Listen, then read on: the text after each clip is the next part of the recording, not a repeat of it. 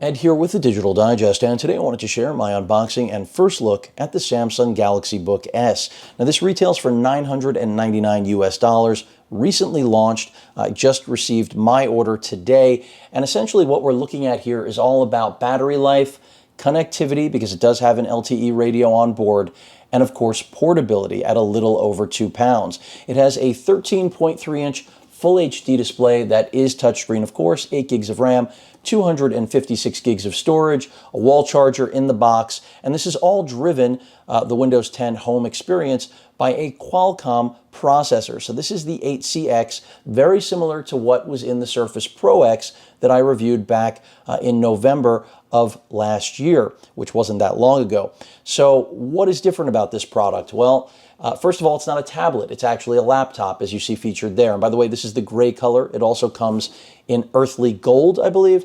I'm going to crack this open. The key difference between this and the Surface Pro X is that this is everything you need out of the box. You're not missing a keyboard. You're not missing anything. So, you know, you're getting the entire package. No need to buy anything else. And in terms of battery life, I'm also expecting superior overall performance than what we saw out of the Surface Pro X. So granted, they're very similar products driven by a very similar processor. Of course, the Surface Pro X, there is a lot more customization that can be done with that in terms of storage and RAM.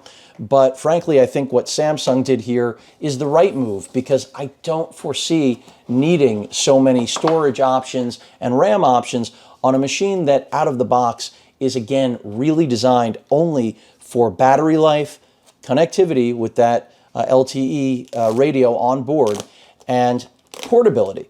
And by the way, if you do not plan on using the LTE radio that's on this machine, you probably shouldn't be considering it. And I say that because that is really the selling point, besides, as I've already mentioned, battery life and portability at its weight class for its screen size. Those are the three important things about this machine. Now, one thing to keep in mind is that with these Qualcomm-driven machines, there is a worry when it comes to compatibility with software. So if you're concerned in any way, shape, or form about whether or not the software you plan on using is going to be supported by this machine, be warned now that it may not. That was what I went through with the Surface Pro X, and it's going to be the same experience here.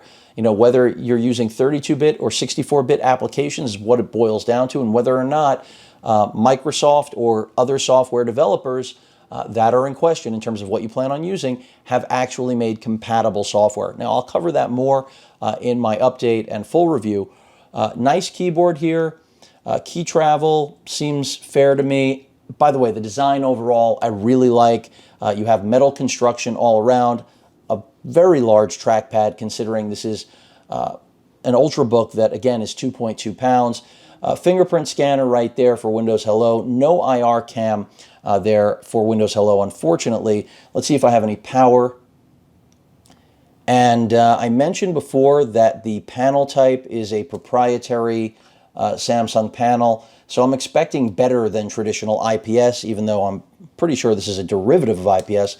Seems like we have no battery power, so let me see if I can just plug in and get this thing to boot. I have a Type-C 65 watt sitting right here. And by the way, this does not, I haven't broken out the charger on it yet, but it does not use a 65 watt charger. And that is a product of using that Qualcomm chipset, for those of you that are curious. So this should boot now. And there we go. It's saying it has 70% battery. Go figure. Even though it wasn't booting. So let's try this again.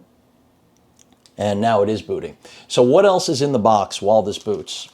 Of course, we have our wall wart. And this probably is the SIM key, the ejector.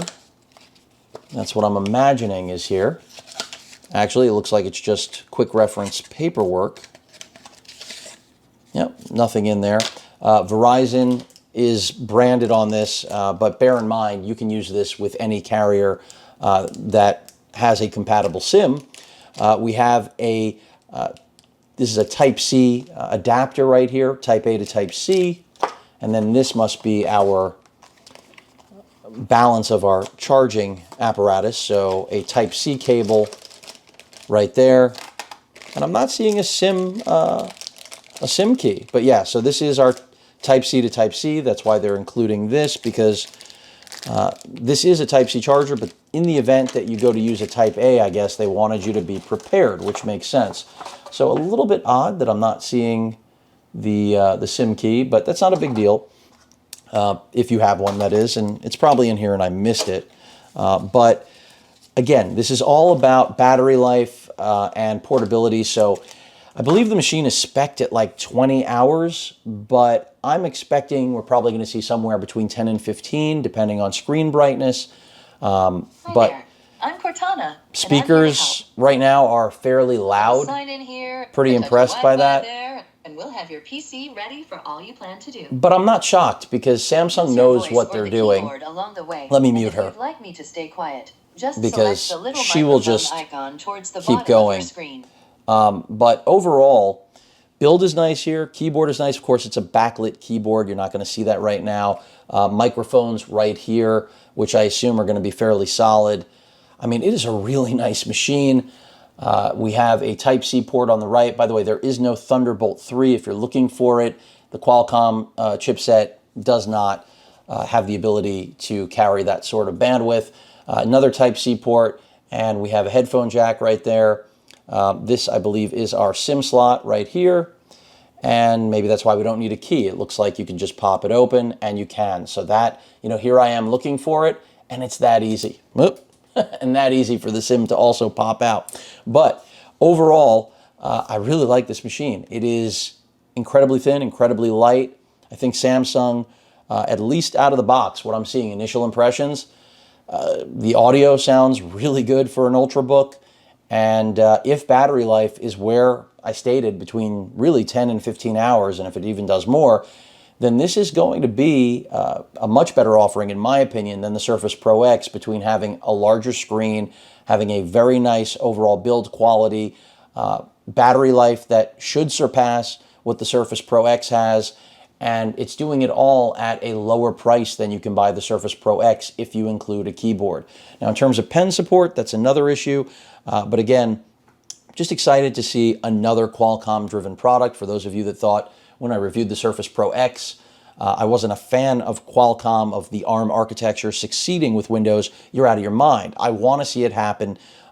In the same vein, I'm never going to push any of you towards a product that's going to be a dead end. And that's why I said already, I think this is the better option if you're comparing the Pro X. And I haven't even run anything on this yet, but between the build quality, price point, and battery life at least being estimated beyond the Surface Pro X, and also not needing any additional accessories, it's all in, you know, one package, you're done. There's a lot to like about the brand new Samsung Galaxy Book S. Any questions or comments, please feel free to post them, hit that like button, and as usual, please feel free to subscribe. Later.